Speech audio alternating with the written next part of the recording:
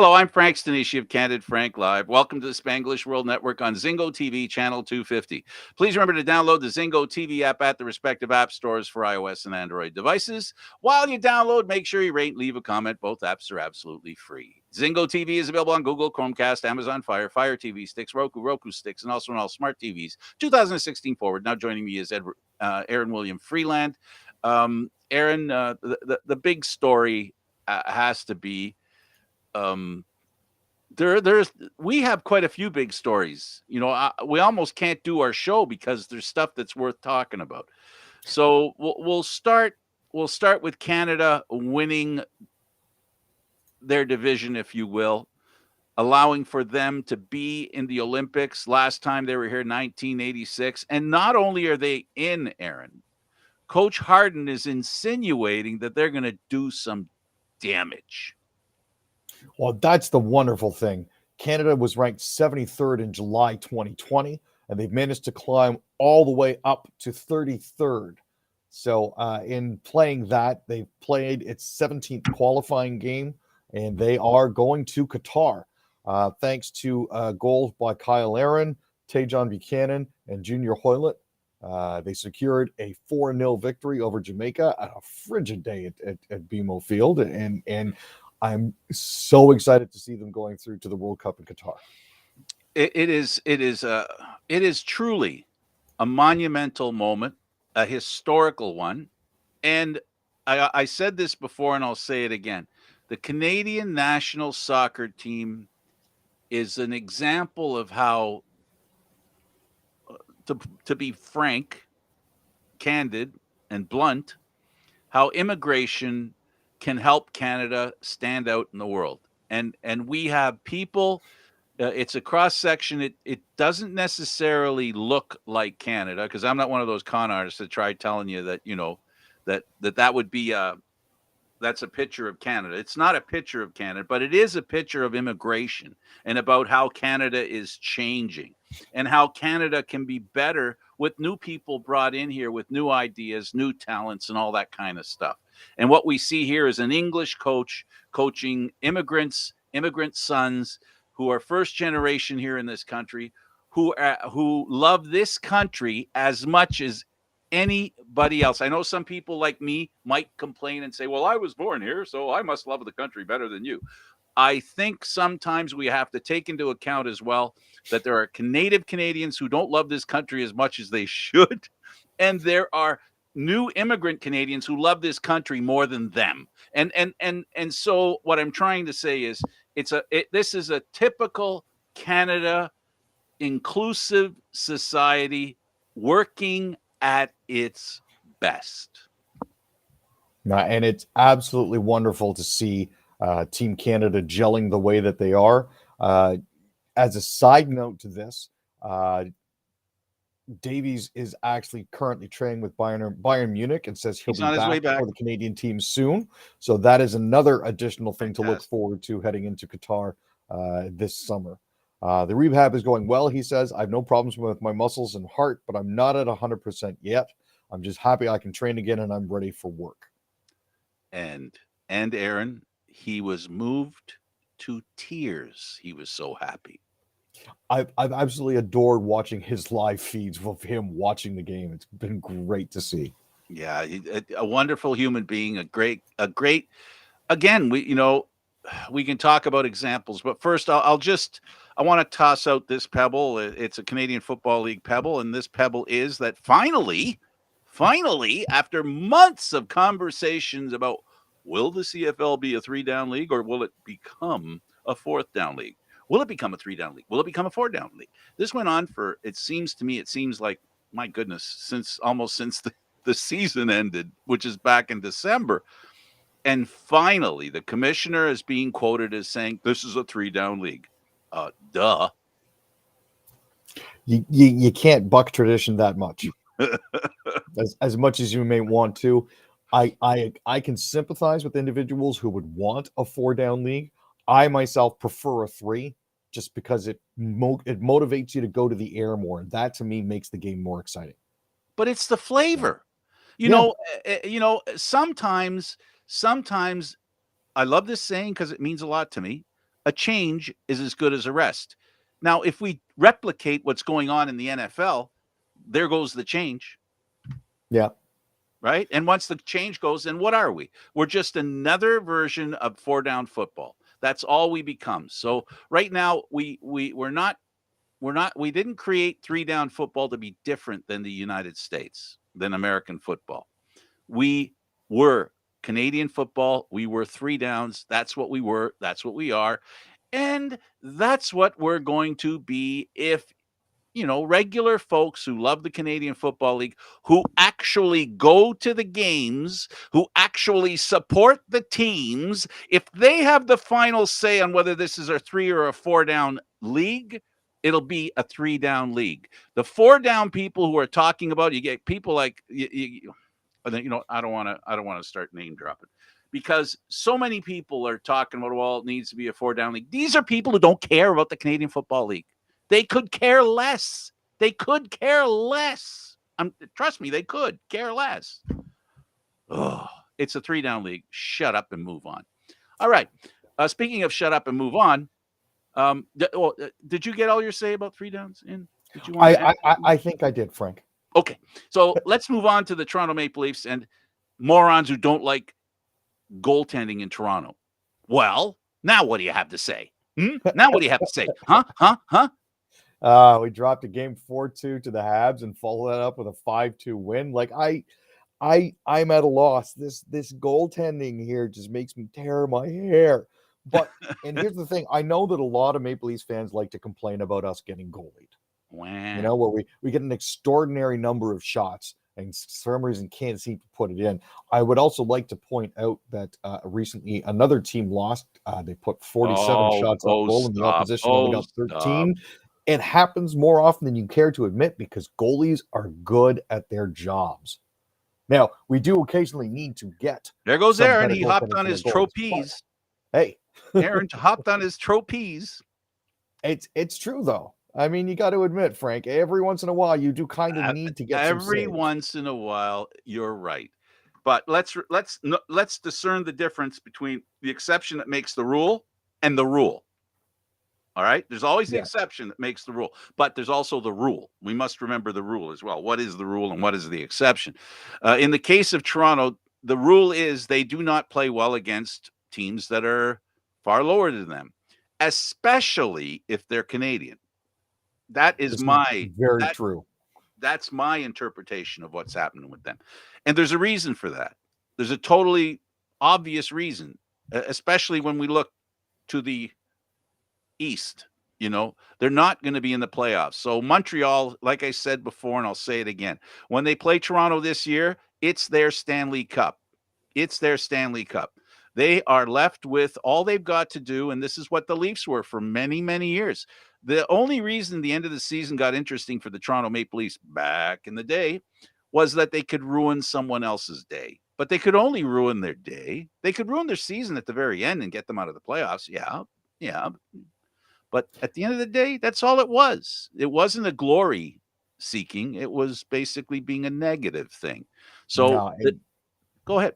I was going to say, we've played the role of wannabe spoiler so many times, it's not even funny. I've seen it, been there, done that, have the T-shirt, have the rubber stamp, have it all. It's all in this drawer somewhere, in that drawer.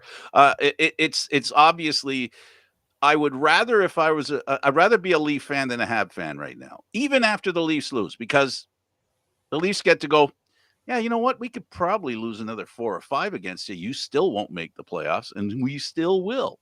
Yep. As it currently stands, if we go into the playoffs today, we're playing Tampa Bay. You know what? That's a hunt later.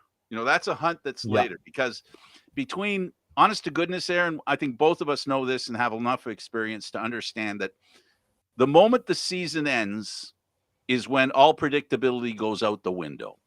In other words, once the playoffs start, there's always a distinct possibility of a surprise. So I'm one of those people that doesn't mind if I have a team that's an underdog, it doesn't bother me that much because underdogs have won enough championships that, it's quite possible. So I think Leaf fans, unfortunately, are at the point where they don't give anything a chance. It's jump all over anything soon. Like as soon as a goalie lets in the goal, it's get rid of them. It's time to get Got to rid of pull them. them. So Yeah. so what Leaf fans should do, and I would really like them to take a couple of Valium en masse. Take a couple of Valium. I'm only kidding. I'm not a doctor. I can't prescribe drugs, and besides, I wouldn't even know where to get them. So they need to relax and yes, comment, but it isn't the end of the world. The part that I love commenting on is I love having an opinion. It's just part of being a sports fan, a commentator, all that kind of stuff. And another issue we had on the weekend, Jennifer Botterill talked about fighting should be outlawed in hockey. Did you hear any of that? I heard some of it, but not all of it. There was a lot of chest thumping and brouhaha from certain sectors of the population about how she's never played contact, therefore she has no opinion on the matter. I'm one of those. Yeah, I'm not saying she I can doesn't have no. understand that. No, I didn't say that. What I said was there are commentators and there are experts. She is an expert in what she knows, understands, and the important part is experienced. The whole reason why we bring in former players is because they have an insight that commentators, people who do play-by-play who've never played, people who report on the game but never played at that level, at that height, Yep. they're commentators.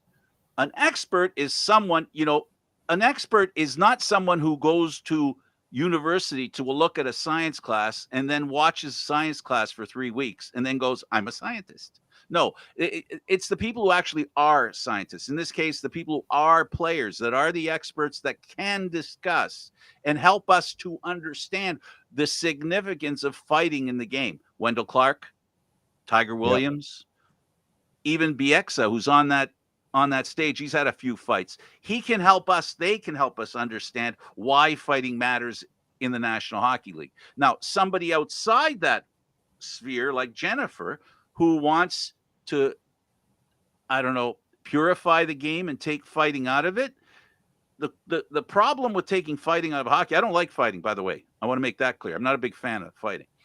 The concern is that if you take fighting out of hockey, you're going to throw out the baby with the bathwater. That's the concern for, your old-fashioned hockey fans.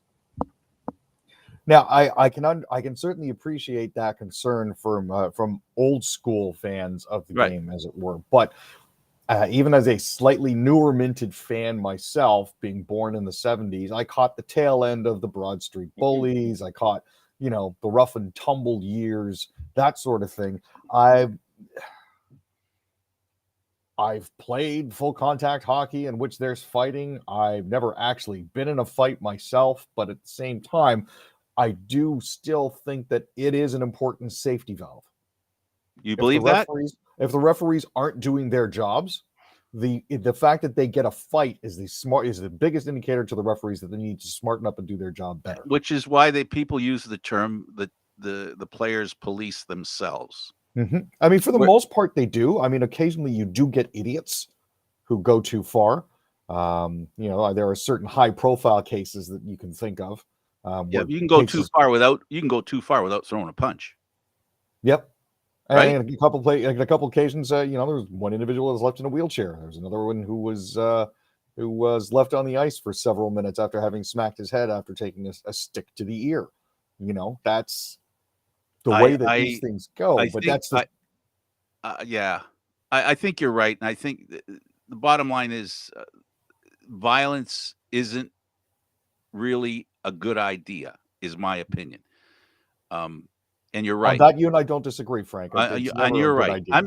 I've said my piece. I don't like fighting, but it's a safety valve. And the guys that play the game under the conditions that they play it, I trust their judgment more than I do people outside of that group. Mm-hmm. Not that the people outside can't have an opinion, like Jennifer, like me, like you. We have an opinion. We don't like the way it looks. I don't like the way fighting looks. I shouldn't speak for you. I don't like the way fighting looks. I think it doesn't have a good look and it isn't, to me, part of sports. But I'm not playing the game, and the people directly involved in the game, if they're telling me just to fluff me off that, it has to happen like you said, it's a safety valve, right? then I'm insulted, then I'm hurt, then I'm pissed. But for now, I believe they're right that the threat of having to pay a price for what you do is a way of the players policing themselves. And it's especially apparent when the referees don't call anything. Well, If there what happens to be a foul and the referees don't call it, well, be sure why don't we and go? Why do we go with Montreal winning against the Leafs and the winning goals scored after a slew foot on a subject matter that we've talked about, that Austin Matthews does not get penalty calls? No, he's currently 352nd, I think, when it comes to penalties drawn in the Probably NHL. 353rd now after I after the Montreal game. I tell you, That was a slew foot. here's the most incredible part to me. I find it absolutely amazing that there are 31 other NHL teams that manage to play Austin Matthews as cleanly as they do when he's one of the bigger and faster players in the league. We saw an example of what you have to do to stop Austin Matthews. You have to cheat. Yeah, You it's have not to legal. trip him, and that's what you have to do.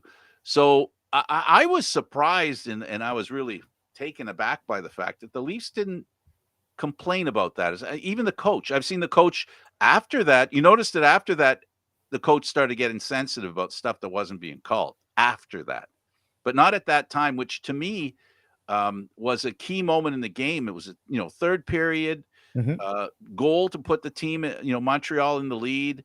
So and I'll summarize my point on this is that there are good calls made for teams. There are bad calls made for teams. All we can hope for, Aaron, aside from the fact that referees are perfect, that their decisions, when you add them up, are balanced. I wonder sometimes. No, there needs to be some sort of a metric for that sort of thing, something measurable. I know that the NBA does their, but they have a 2-minute call. Basically, what they'll do is they'll summarize everything that happened in the game in about 2 minutes, and let you know what wasn't called, what was called, if there were any changes to any of the scoring, that sort of thing. The NBA is good for doing that sort of thing, and it You know makes why their they referees started more doing that, accountable. right? You know Mhm. why they started doing that. Betting. And the opposite reason we're complaining about what's going on with Austin Matthews. In the NBA, they were showing much more preference to the stars of the game, right? And And in this then case, in Toronto, in hockey in general, the star players tend to get frozen out. absolutely, So, and it depends, but it does depend what team you play for. Because if you play for New York, trust me, you're going to get pretty straightforward calls. It's going to be pretty straightforward. Okay, so Toronto loses to Montreal.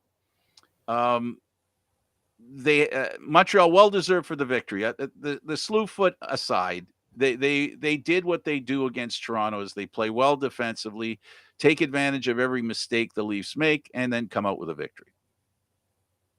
it's standard procedure for them. It's jump on the little things at every opportunity that they have, and Lord knows the Leafs do make enough mistakes. So, but I And mean, the we, good news is the Leafs had a game right after that yeah, against go one of ahead. the league leaders to try to turn things around again and managed to reverse the score. So instead of losing 4-2, they won 5-2. So that And was a nice, a much better team, and yes, they played much better. a significantly better team. And again, this is I think part of what drives us Maple Leafs fans so crazy is Hey, the Mike, fact how you that doing? Uh, it's the fact that these teams, Hi, they Dave. play so poorly against bottom dwellers, but play so well against the elite teams. Absolutely, absolutely, and we saw them play really well against Florida. And a stat that I heard is that the new defenseman there, that guy there that comes from Toronto, Oh, he's that been on. Giordano fellow. Yeah, he's been on the ice for 60% of the Leaf goals. Goals for or goals against? Goals for. Oh, okay. Well, that's a relief. That's not bad. No, not That's at not all. bad. I like the guy, and we talk about this all the time. What do we like? What do we both like about Spezza? And if I'm exaggerating your opinion, feel free to correct me. His experience, his commitment to work as hard as he can, and his total professionalism is a benefit to the rest of the players on the team. We can say that about Giordano now as well. Oh, most definitely. And you know, I find it interesting that in the past couple of years, the Leafs have made trades to bring in other teams' captains. So I think they're really they're starting to enter win now mode because Matthews is coming down towards the tail end of his deal. I think he's got a couple of years left on that. Tavares isn't getting any younger. Neither are Spezza, Simmons, or Giordano. So you know the importance here is get in the veteran help that you need to move everything forward and hopefully get this team past the first round and into a little deeper into the playoffs. Now, what the Leafs have to do when it comes to Tavares is when he's not looking, one of them should hit him early in the game. Get him fired up. Well, it seemed to It's fire really him what you up. got to do, right? No, but didn't it seem that the hit seemed to fire him up? He got all upset with the official. He Yeah. got really his head got wrapped around the game 100%. Hughes scores twice, but the Devils beat the Canadians 3-2 in a shootout. Yeah, so you know, this is again one of those things where the Habs went out, had a great game against the Leafs on the Saturday, and then pulled a stinker against the Devils. Hughes had 2 goals as one of 4 Devils to score in a 7-round shootout. So they came back after blowing a 2-goal lead to beat the Habs 3-2 on Sunday. So Jesper Bratt, Dougie Hamilton, and Yegor Sharangovich also tallied from the shootout. Nico Dawes was the one that sealed it off for them. It's you know, it's one of those things where Yeah, okay. Panthers beat Senators 4-3. again another one of those games that was actually really exciting. And again, it was one of those games that went to a shootout. So it's honestly, man, the Sens are just fun hockey to watch. Scheifele scores twice. Winnipeg overtime winner. Yeah, finally looking a little decent. You know, they look like they're picking up steam again. They seem to go through these ups and downs throughout the season. So, Goodero is getting gooder. oh, Gaudreau put up 5 points. Calgary won 9-5 over the Oilers, 3 goals a period. They had the lead to Edmonton. Just Vancouver, Pettersson scores twice. He's rounding into shape. Poor start to the season, but playing much better of late. yeah, no, it seems that a lot of the confidence issues that he had earlier in the season have started to fade into the past for him. So I'm glad to see that he's working through it. All right, we got a couple of minutes left. Anybody who watched the Academy Awards got a bit of a thrill, but if you watch the Academy Awards outside of America, including Canada, you heard what was said. So for those of you that caught up with it, of course, Will Smith, the kids told me, I got a message. The kids said, he bitch slapped them. That's pretty much what it seemed I don't know like. what that means, but apparently bitch slapped was what happened. I don't know. Yeah, he walked up in the middle of what Chris Rock was doing and just slapped him across the face, effectively shutting it down. Chris Rock made a joke about G.I. Jane 2 with reference to Jada Smith in the starring role because she has alopecia and has, as a result, gone bald. Well, So, he was making a crack about her bald head, and she looked, you know, and then he's looking forward to her, you know, having that bald head in G.I. Jane 2. What he did was tasteless, no doubt about it, right? But that tastelessness required a bit of a reach too, to be fair. It required a bit of a reach. He didn't say you got a terrible hair problem and ha ha ha. He didn't do that. But he pointed to her bald head, which is central to G.I. Jane. That started with Bruce Willis's wife, remember? Demi Moore, yep, Yeah, shaving her started head. with her, right? With the bald head too, right? She had the bald head too. And so it's not the character, right? So, and I don't know, you can tell me, do you know for a fact that Chris Rock knows that she has alopecia? Oh yeah, no, He he knows? fully Okay. knows. Then He fully knows. then he's dancing on a line he shouldn't be dancing. Mm-hmm. If that's true. Last thought on this, for someone who directed a documentary about Black women's hair and the part that it plays in their identity and their psyche, it's very, very in bad taste that Chris Rock would go ahead and make a joke like that at someone else's expense. But Aaron and Frank together do not believe that violence is justified in any sense. Correct. We understand the desire to do so. That is understandable, that you'll want to just slap the guy silly. I get it. In my head, I would have felt the same way if I was, but I just don't think I'd go and do it. no matter how much smaller than me he was. And there you have it, folks, in a nutshell. Aaron, good to talk to you today. It was fun. Thanks, Frank. For Aaron William Freeland, I'm Candid Frank Stanisci. Thank you for watching Candid Frank Live here on Mondays, Wednesdays, and Fridays at 6 p.m. The show can also be heard on the Spanglish World Radio Network. For Candid Frank Live, other news, entertainment, and sports programming we offer, please check out SpanglishWorld.ca. Spanglish World. Watch it, hear it, read it, download it, and live it. Thanks for watching, everybody. Ciao for now.